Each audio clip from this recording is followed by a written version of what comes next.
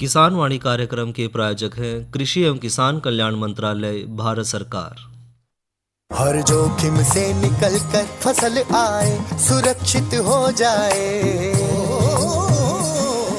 फसल बीमा से हर किसान अब आत्मनिर्भर हो जाए। संकट के समय प्रधानमंत्री फसल बीमा योजना किसानों के लिए वरदान है। अब सूखा पड़े या बाढ़ आ जाए कोई डर नहीं, अब ओले पड़े या कीट पतंगे फसल खा जाए कोई फिक्र नहीं, क्योंकि हमने लिया है प्रधानमंत्री फसल बीमा। बुआई से फसल कटाई तक हर जोखिम का दावा, न्यूनतम प्रीमियम पर अधिकतम भुगतान का वादा। योजना से हर साल जुड़ रहे हैं 5 करोड़ से ज्यादा किसान। अब आपकी है बारी। नजदीकी कृषि कार्यालय, सहकारी समिति, बैंक शाखा, अधिकृत बीमा कंपनी या जन सेवा केंद्र में स्वेच्छा से करा सकते हैं पंजीकरण। फसल बीमा पोर्टल या फसल बीमा ऐप द्वारा भी कराया जा सकता है पंजीकरण। प्रधानमंत्री फसल बीमा योजना, आपकी फसलों का संपूर्ण सुरक्षा कवच। कृषि एवं किसान कल्याण मंत्रालय, भारत सरकार। विनोद भाई राम राम। किरसन भाई, आपने भी और किसान वाणी कार्यक्रम सुनने वाले सारे बाण भाइयों ने हमारी राम राम।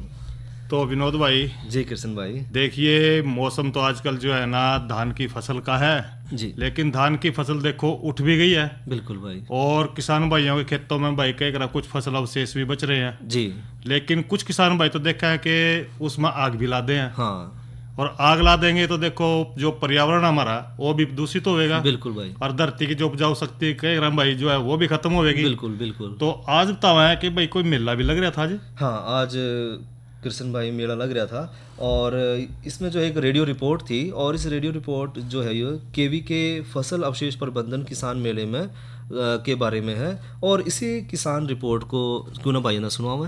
जी बिल्कुल सुनवाओ। आज दिनांक 30/10/2021 को चौधरी चरण सिंह हरियाणा कृषि विश्वविद्यालय कृषि विज्ञान केंद्र कुरुक्षेत्र के द्वारा फसल अवशेष प्रबंधन विषय पर गांव भोरसैदा में किसान मेले का सफल आयोजन किया गया। इस कार्यक्रम के मुख्य अतिथि प्रोफेसर BR कंबोज, कुलपति चौधरी चरण सिंह, हरियाणा कृषि विश्वविद्यालय हिसार थे। सबसे बड़ी बात है आज यदि हम इकट्ठा हुए हैं कि हम फसल अवशेष प्रबंधन का कृषि का मेला, और अक्सर मन में एक ही बात आती है कि जब हम इस जमीन को बचाने की बात करते हैं, वातावरण को बचाने की बात करते हैं, और कहीं न कहीं हमारी पीढ़ियां भी सुरक्षित रहें, उनको भी भोजन मिले, उनको भी पीने के लिए पानी मिले, वो भी बिना कोई मास्क लगाए खुली हवा में ऑक्सीजन ले सकें, ये तभी संभव है जब हम आज अपने प्राकृतिक संसाधनों को संचित करने में अपना योगदान दें। ये विषय समाज का विषय है। इस धरा पे रहने वाले हर प्राणी का, हर व्यक्ति का, मानव समाज का ये नैतिक कर्तव्य है कि यदि वो अच्छा वातावरण चाहता है, अच्छा पानी पीने को चाहता है, भरपेट अनाज चाहता है, पोषक अनाज चाहता है, तो वो ये भी सोचे कि जो मेरे बच्चे हैं, मेरे आने वाली पीढ़ियां हैं, उनको भी ये मिलता रहे। इसलिए ये प्रयास भी सभी के द्वारा हो सकता है। निश्चित रूप से सबका रोल अलग अलग। विश्वविद्यालय का रोल ये था कि वो आपके ऐसी मशीन दे कि आप इसका जमीन में रख के या जमीन से बाहर निकाल के सदुपयोग करते हुए दोबारा जमीन की ताकत को बढ़ाए। आज मैं इस मंच से कह सकता हूं कि ऐसा कार्य आपने अपनी आंखों से देखा है, और इसीलिए इन सभी जिलों से किसानों को, मातृशक्ति को यहाँ बुलाया गया। दूसरा कार्य सरकार का, सरकार सुविधाएं दे। पिछले जब से पराली प्रबंधन की बात चली है, हमारी हरियाणा सरकार के द्वारा चाहे वो मशीन सेंटर खोलने की बात हो, चाहे कस्टम हायरिंग सेंटर खोलने की बात हो, चाहे इन मशीनों को अनुदान पे देने की बात हो, और समय समय पे जो भी नई मशीनें आए उन पे छूट देने की बात हो, उसको लागू भी किया गया है। और ये पैसा यदि भारत सरकार से मांगना पड़ा तो हमारी भारत सरकार ने भी इसमें पूर्ण योगदान दिया। और इसके प्रचार प्रसार में भी हरियाणा सरकार के द्वारा, भारत सरकार के द्वारा जो कार्य हो सकता है, क्योंकि शायद आपको पता होगा कि जितने भी कृषि विज्ञान केंद्र वो हरियाणा प्रांत में या पूरे भारतवर्ष में कार्य करते हैं, उनका पूरा का पूरा पैसा भारतीय कृषि अनुसंधान संस्थान के माध्यम से होते हुए कृषि विज्ञान केंद्रों तक पहुंचता है। और इसी प्रकार से कुछ पैसा सीधा हरियाणा सरकार को दिया जाता है, जिसको कस्टम हायरिंग सेंटर बनाने के लिए या इसके प्रचार प्रसार में कृषि मेले और जिस तरह के किसानों के आयोजन है वो करने के लिए दिया जाता है। लेकिन अंत में बात तो वही है कि जब ये धरातल पे ऐसा हम देखने को नहीं पाएंगे, यदि हमारे किसान भाई उस तकनीक का प्रयोग नहीं करेंगे, उसके बारे में नहीं जानेंगे, तो प्रयास शायद अधूरा रह जाए। और आज सोचना पड़ेगा, आज ये निर्णय लेना पड़ेगा कि जलाना फायदेमंद है या इसका सदुपयोग फायदे, क्योंकि यदि निर्णय नहीं लेंगे तो बहुत दूर जाएंगे नहीं। तो आज ये तो आप जानते होंगे कि जब आप जमीन में पुराल को आग लगाते हैं तो एक आवाज तो आती है, उस आवाज का वो कहना क्या चाहती है, ये समझाने के लिए हम सब लोग आपके बीच आते हैं। भिन्न भिन्न भाषाओं में भिन्न भिन्न वाक्यों का प्रयोग करते हुए आपको बताने का प्रयास करते हैं कि आग लगाना फायदेमंद नहीं है। ये जमीन में जितने भी जीवाणु हैं उनको नष्ट करता है।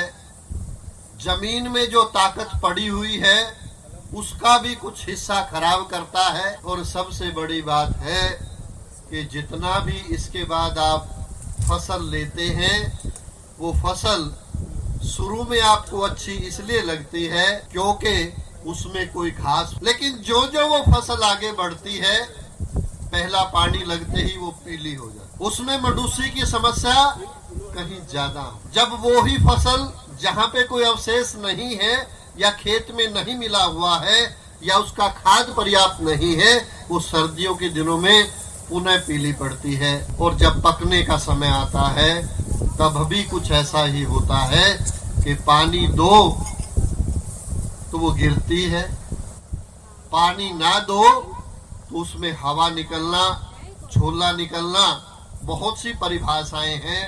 अंत में दाने का पिचकना, ऐसा कुछ इसके साथ होता है। और बावजूद हर चीज का प्रयोग करते हुए अंततः हमें पैदावार कम मिलती। ये कोई नई बात नहीं है, ये आप हर साल देखते हैं। लेकिन जब बीच में 6 महीने आप धान की फसल लेते हैं, उस दौरान फिर भूल जाते हैं। तो मैं चाहूंगा कि ये बात भूलनी नहीं। अब ये निर्णय लेके जाना है कि इस पुराल को, हमें इस जमीन को वापस देना है। ये कोई आज की बात नहीं है।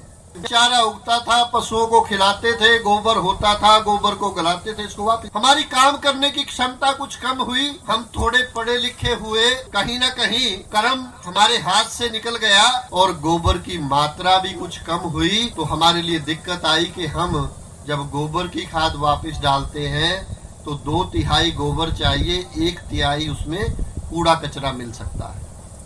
लेकिन हुआ उल्टा कि हमारे पास 2/3 कूड़ा कचरा हो गया, गोबर की मात्रा 1/3 रह गई। वैज्ञानिकों ने कार्य किया, फिर एक तकनीक दी, या ये केचुआ खाद बना लो, इसमें केवल 10 से 20% गोबर की जरूरत है, बाकी का आप उसके अंदर कूड़ा कचरा डाल सकते हैं। तकनीक कुछ चली, लेकिन बहुत ज्यादा कामयाब इसलिए नहीं हुई क्योंकि उसमें आपको मिलाना भी था, हर रोज पानी भी देना था, क्योंकि कहीं ना कहीं वो कार्य भी हम अच्छे से नहीं कर पाए। और उसका मुख्य कारण भी था कि जिस भी कार्यक्रम में जाते वहाँ पे हमारे पुरुष भाई मिलते। आज धीरे धीरे करके मातृशक्ति का योगदान भी हमें मिला, बहुत ज्यादा कामयाब नहीं हुए और इसीलिए जलाने की प्रक्रिया हुई कि भैया इसको तो हमें जल्दी से अगली फसल बोनी है, इसको तो अब सबसे बढ़िया तरीका है कि हम जला दें। फिर कार्य किया गया वैज्ञानिकों के द्वारा, कहा गया कि जमीन में ही पड़ी रहे, इस तरह की मशीन दे दो, उसमें ही हम भाई करके जो है इसको हम बिजाई कर दे। तो हैप्पी सीडर मशीन दी गई, कुछ नहीं करना था, केवल खेत में फैलाना था और हैप्पी सीडर को चला देना। लेकिन वो प्रक्रिया थोड़ी सी इस वजह से उसमें दिक्कत आई किसान भाइयों को जी मैंने तो बरसात के दिनों में जैसे ही फसल कटती है उसके बाद आलू की फसल लेनी है, सरसों की फसल लेनी है, इतना समय मेरे पास नहीं है और वहां पे हैप्पी सीडर चलाने में भी दिक्कत थी, फिर कार्य किया। और आज जो आपने कार्य देखा है वो कार्य इसी का परिणाम है कि आपको कुछ भी नहीं करना है, ट्रैक्टर पे बैठे बैठे ही आपकी फसल अवशेष कट भी जाएगा, लाइनों में भी लग जाएगा, गांठ भी बन जाएगी और गांठ अपने आप ही ट्रॉली में लोड हो जाएगी। ये निश्चित रूप से एक क्रांति है।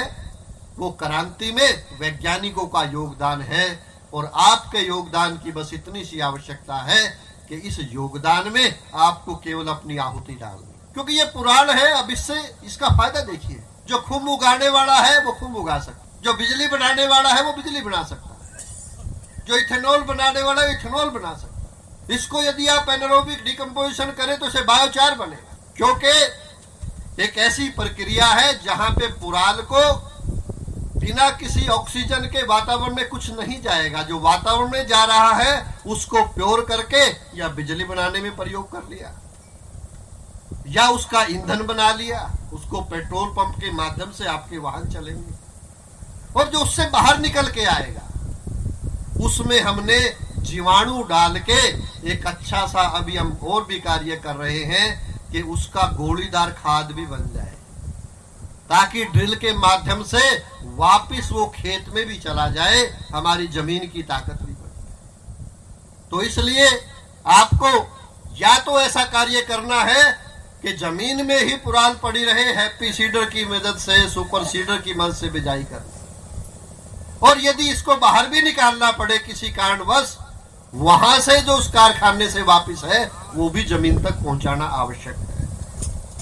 और यदि वैसा नहीं भी कर सकते तो फिर ये भी जरूर हमें निर्णय लेना पड़ेगा कि साल में एक बार या तो हरी खाद और या फिर दाल वाली फसल का समावेश भी अपने फसल चक्र में करना पड़ेगा, तभी हम जो भूमि की ताकत है उसको हम बचा पाएंगे।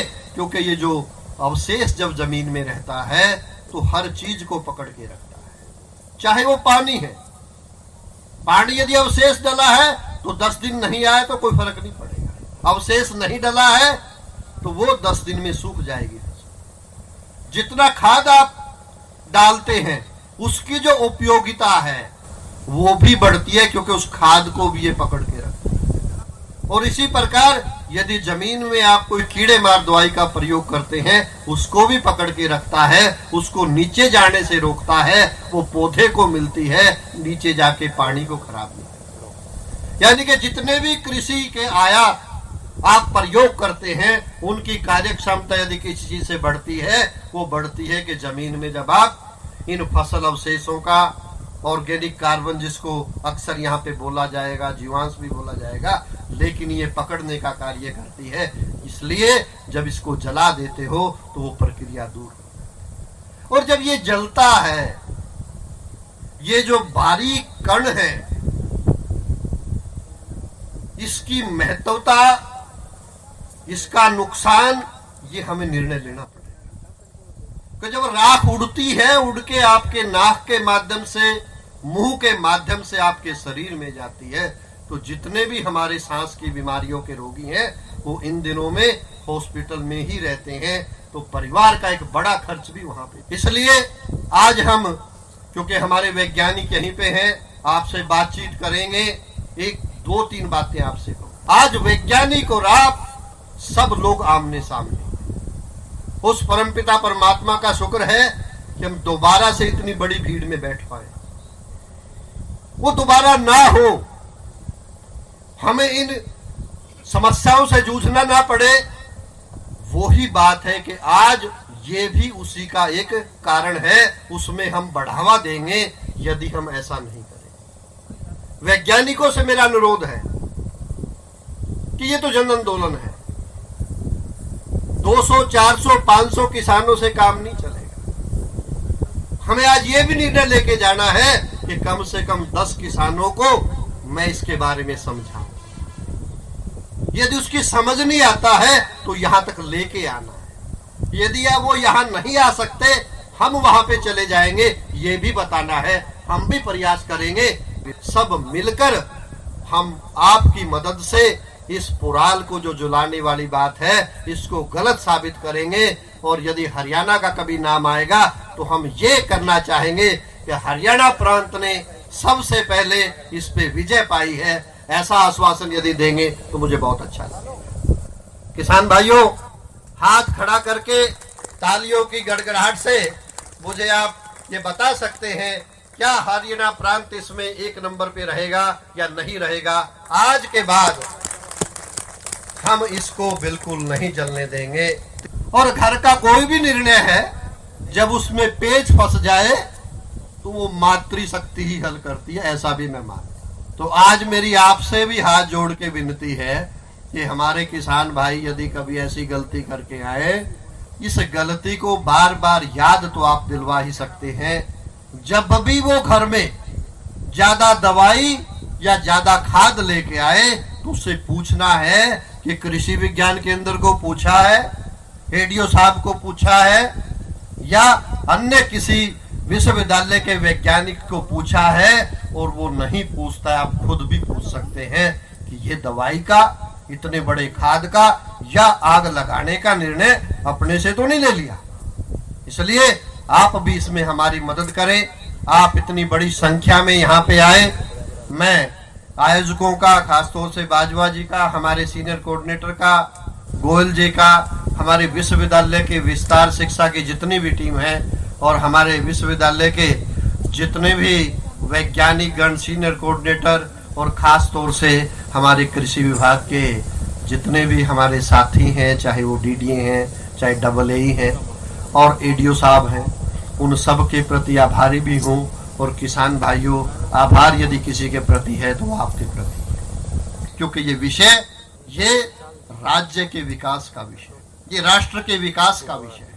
और जब ऐसा कोई विषय होता है इस सोच के साथ कि हम इस पुराली का अच्छे से प्रबंधन करेंगे, अपनी आय भी बढ़ाएंगे, राज्य की आय भी बढ़ाएंगे और देश के विकास में अपना अहम योगदान देंगे, जिसके लिए हम जाने जाते हैं।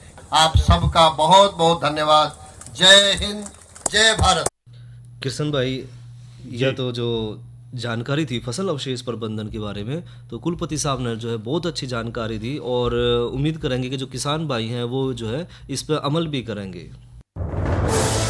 कोरोना वायरस के खतरे से बचते हुए फसल की कटाई, बिक्री, खरीद, नई फसल की जुताई और बुआई सुरक्षित हो सकती है अगर हम लगातार हाथों को साबुन और साफ पानी से नियमित अंतराल पर धोते रहें। नाक, मुंह को मास्क, गमछे या कपड़े से ढक कर रखें। आंख, कान, नाक, मुंह न छुएं। आपस में 2 गज की दूरी बनाए रखें। मास्क और 2 गज की दूरी के मंत्र को अभी हमें छोड़ना नहीं है। फसलों की बुवाई एवं कटाई करते समय आपस में कम से कम 2 गज की दूरी बनाए रखें। फसल की कटाई करने के बाद छोटे छोटे ढेरों में इकट्ठा करें। कृषि के औजारों की समय समय पर सफाई करें। एक दूसरे के साथ औजारों की अदला बदली न करें। श्रमिकों के शौचालयों और हाथ धोने की जगह की ठीक से सफाई जरूरी है। बुआई, कटाई एवं मड़ाई के दौरान इस बात का ध्यान रखें कि इन स्थानों के आसपास कोई थूके नहीं। कंबाइन, हार्वेस्टर, थ्रेशर, जुताई और बुआई की मशीनों को इस्तेमाल से पहले साफ करें। मशीनों के इस्तेमाल से पहले और इस्तेमाल के बाद हाथ साबुन से साफ करें। वाहनों, बोरियों, थैलियों और पैकिंग के दूसरे सामान की साफ सफाई पर भी खास ध्यान दें। खरीद केंद्र पर आने से पहले किसानों एवं श्रमिकों की जांच। खरीद केंद्रों पर भीड़ न लगाएं एवं किसानों को बारी बारी से बुलाएं। गोदामों पर खरीदी हुई फसल को लेने में शीघ्रता करें ताकि किसानों एवं श्रमिकों को रुकना ना पड़े। कोरोना के खतरे से बचाव और अधिक जानकारी के लिए आरोग्य सेतु ऐप डाउनलोड करें। देश में खाद्य सुरक्षा के ये सिपाही भोजन की निरंतर उपलब्धता को सुनिश्चित करते हैं। किसान स्वस्थ रहें, तभी हम कोरोना वायरस से जीत पाएंगे, आगे बढ़ पाएंगे। किसान सबल, देश प्रबल। 3 लाख के बदले में 10 लाख तलक भर दूंगा, दूध और पानी अलग छान के ठीक फैसला कर दूंगा।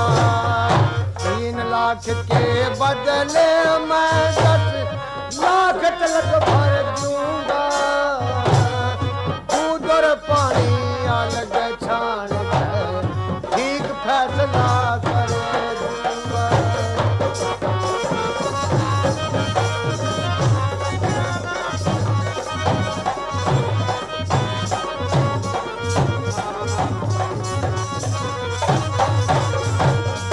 पूर्ण मल का रूप देख निधि उमंग भरी होगी, उसका दोष नहीं राजा उन्हें खोटी नीत करी होगी, खोटी नीत करी। तू बुढ़ा वो जवान अवस्था मौके बीच मरी होगी, मत करिए ये तबार वीर का माड़ी नजर करी होगी, माड़ी नजर करी होगी। पूर्ण मल का खोट मिले तो मैं शीश काट धर दूंगा, दूध और पानी अलग छान के ठीक फैसला कर दूंगा।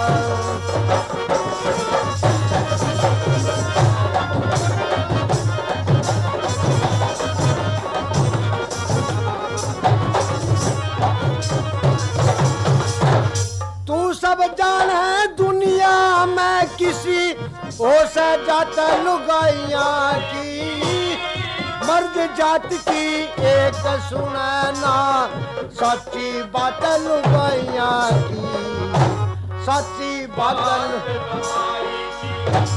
महाभारत कुरुक्षेत्र में खो की मुलाकात लुगाइया, तू सब जाना है दुनिया में किसी ओ से जात लुगाइया की, ओ से जात लुगाइया।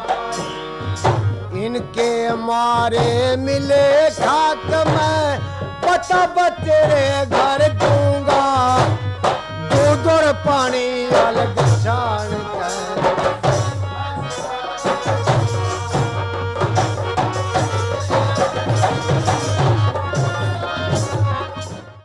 और ये तो सुना भाइयों ने लोकगीत और गायक कलाकार भाई थे ज्ञानी राम।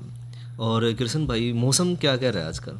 विनोद भाई देखिए मौसम जो है ना ऐसे तो आमतौर पर खुश्क है जी, और लेकिन तापमान की बात करें तो आज का अधिकतम तापमान रहा 33 डिग्री सेल्सियस और न्यूनतम तापमान रहा 15 डिग्री सेल्सियस, और कल का जो अधिकतम तापमान रहेगा वो रहेगा 30 डिग्री सेल्सियस और न्यूनतम तापमान रहेगा 14 डिग्री सेल्सियस। और कल के जो किसानवाड़ी कार्यक्रम है इसकी बात करें तो कल तो देखो कार्यक्रम तुम्हारी चिट्ठी मारेगी था क्योंकि इतवार है विनोद भाई। बिल्कुल भाई। और 1 तारीख को जो है ना हम करते हैं इस मास के कृषि कार्यों पर बातचीत जी, और साथ में एक और विषय पर कर ले बातचीत, वो है कि जो ट्रैक्टर है उसमें ईंधन का किस तरह बचाव करें। देखिए विनोद भाई जो ट्रैक्टर है ना, ट्रैक्टर गेला तो कह रहा सारे काम खेती के इसी बिल्कुल, बिल्कुल भाई। चाहे भाई हड़ बाल्यो गेला, हाँ, यानी कि एरो गेला खेत ना पाड़ लियो, हाँ बिल्कुल भाई। और भाई बीज बोलियो जी, और खरपतवार काट लियो, हाँ, फसल काटने के बाद ढुलाई कर लियो, बिल्कुल भाई। और जमीन समतल खातर इस नाला लियो भाई। हाँ, ये सारे काम में ट्रैक्टर के बिना तो कोई काम हो ही नहीं सकता। बिल्कुल। और एक बात हो रहा है विनोद भाई इसमें जी, जिस तरह के ट्रैक्टर का जो तेल है ना डीजल, हाँ, वो भी बचाना जरूरी है। बिल्कुल है भाई। देखो कई बार देखा है कि कुछ तो ऐसे भाई हैं कि जो ट्रैक्टर है ना, हाँ, अगर 5 मिनट खातिर किसी की दुकान पर भी चला गया ना, ट्रैक्टर खड़ा करके वो चालू रखेगा, हाँ, लेकिन ऐसा करना नहीं चाहिए। कई बार खेत में भी देखा है भाई, हाँ, दूसरा कोई भाई आ गया तो बात लग गई और वो ट्रैक्टर में चलने लग रहा है। बिल्कुल। तो इस तरह जो है ना अपने ट्रैक्टर की भाई एक तो रोज जांच पड़ताल करनी चाहिए जी। कर कड़ी तो भाई डीजल लीक हो रहा है तो उसका भाई जांचना चाहिए भाई, फ्यूल टैंक माते हो रहा है या फ्यूल पंप माते हो रहा है, जड़ते भी हो रहा है ना, हाँ, उसका जरूर ध्यान कर ले। बिल्कुल भाई। दूसरी बात है भाई जिस तरह के रुके ट्रैक्टर है उसका इंजन जो है चलता रहा तो लगभग हर घंटे में वो 1 लीटर से ज्यादा डीजल बर्बाद कर दे भाई। और एक बात का और ध्यान रखना अपना जी, अगर आपका ट्रैक्टर का प्रयोग कर रहे हैं वजन खींचने खातर, हाँ, तो भाई छोटे गियर लावा। हाँ कृष्ण भाई सही कह रहे हो आप। जो लोड ज़्यादा है, वजन ज़्यादा है, तो छोटे गियर में चलाओ। और अगर रफ्तार बढ़ जाए यानी कि फिर उसमें जो है गियर बड़ा कर लो। ये तो आप भी देखो इस तरह कार चलाया करो थम। बिल्कुल भाई। छोटे जब कम रेस हो तो फिर हम छोटा गियर कर लो। बिल्कुल। और जब सड़क साफ हो फिर हम बड़ा गियर लाओ। बिल्कुल भाई। हाँ तो इसी तरह भाई जब ट्रैक्टर ज्यादा धुआं दे रहे हो हाँ तो समझ लो कि आपका डीजल बर्बाद होने लग रहा जी। और ट्रैक्टर से धुआं निकलना जारी रहे तो न्यू सोचो कि अच्छे गैरेज में इसको ओवरऑलिंग जरूर कराएं। बिल्कुल भाई। भाई किसी दुकान पर ले जाएं, उसकी मरम्मत कराएं या जो भी जड़ते भी लीक हो रहा है उसकी सर्विस करवा लो। हाँ सर्विस समय पे जरूर करवाओ उसकी। हाँ और साथ में कृष्ण भाई सावधानी क्या क्या रखें इसमें? विनोद भाई देखिए सावधानी की बात इस तरह है कि एक तो जो उपकरण है चुनाव जी, ट्रैक्टर की एक तो जो कहने का हॉर्स पावर हाँ उसके अनुसार कराएं जी, यानी कि जितना काम है खेत में उस हिसाब से करें। हाँ। और इंजन की जो भाई रोज जो है ना देखें है कि भाई हमारा ट्रैक्टर सही रख रखाव है, उसका वो भी ध्यान रखना पड़ेगा भाई। बिल्कुल हाँ, उसकी सर्विसिंग कराते रहे टाइम पर। और ईंधन अच्छी तरह से भाई फिल्टर होना चाहिए। गंदे ईंधन तो जो ना इंजन खराब हो जाएगा। और अच्छे किस्म के जो फ्यूल फिल्टर है इसका अपना प्रयोग करें। यानी कि समय समय पर जो अपने जो साधन है ट्रैक्टर है उसका जो है ध्यान रखें, मरम्मत जो है समय समय पर जरूर करवाओ। बिल्कुल। और दोनों फ्यूल फिल्टर को एक साथ मत बदलें भाई जी। एयर फिल्टर को भाई टाइम पर साफ करते रहना चाहिए। जब भी देखा है भाई इसमें कुछ गर्दा आ गया, कुछ आ गया। कृष्ण भाई काम जो ज्यादा है खेत में धूल मिट्टी का है। बिल्कुल। तो फिल्टर तो जो है बढ़िया क्वालिटी का लगवाओ है और समय समय उसकी जरूर जांच करवाओ है। अरे एक और मैकेनिक तो जरूर पूछ लें भाई कौन सा बढ़िया रहेगा। हाँ अगर पूछ कर मान ले उसने किसी मैकेनिक पर ले गए बिल्कुल, तजर्बा ना भी हो, हाँ। कोई दूसरी घटिया किस्म का पा दे तो भाई अच्छे भी उस पे इंजीनियर पे ले जाए, उसको दिखाएं मैकेनिक को तो भाई बढ़िया पा दे भाई मारे मत। हाँ, क्योंकि फिल्टर का काम जो है वो मुख्य काम है। हाँ। और इसी तरह भाई ट्रैक्टर चलाने की रफ्तार पर ऐसे रखें कि इस तरह के इंजन को पूरी ताकत से मेल खाएं और बड़े से बड़े गियर में जब चलाएं जब आपको जरूरत पड़ा। ट्रैक्टर में आते भाई धुआं ना निकलने दें। तो इस तरह जो है ना आपने जितने भी आपके जो उपकरण है ट्रैक्टर के अंदर उनकी टाइम पर देख रेख करना बड़ा जरूरी है। अरे अरे अरे क्या कर रहा है? इधर इधर इधर हम बोल रहे हैं तेरे बीजू का उतला बोल रहा है। पक्षियों से तो हम खेत को बचा लेते हैं पर इन घातक रसायनों से कैसे बचाएं? मतलब? देख बेटा तू जो ये अंधाधुंध रसायन मिलाता है ना मिट्टी की सेहत बिगड़ने लगी है और जब माटी ही कमजोर पड़ जाएगी तो उपज कैसे सेहतमंद होगी? अरे पहले ऐसा नहीं था। पूछना अपने बड़े बुजुर्गों से कैसे फसल लहलहाती थी, शुद्धता झलकती थी। हाँ माटी भी तंदुरुस्त और लोग भी। अरे अब पहली वाली बात कहाँ, पर अब तो सब यही डाले हैं। सब नहीं, आज भी लाखों जागरूक किसान परंपरागत विधि से फसल उगा रहे हैं। खर्चा कम और उपज की कीमत भी बेहतर पा रहे हैं। सच है? रे बेटे एक्सपीरियंस से बता रहे हैं, धूप में बाल सफेद नहीं किए हैं। हाँ। ठीक है भाई, मैं भी आज से जैविक खेती शुरू करूंगा। माटी से प्रेम की परंपरा है, परंपरागत खेती। कृष्ण भाई क्यों ना भाई तले इजाजत। अच्छा भाइयों राम राम। किसान वाणी कार्यक्रम के प्रायोजक थे कृषि एवं किसान कल्याण मंत्रालय, भारत सरकार।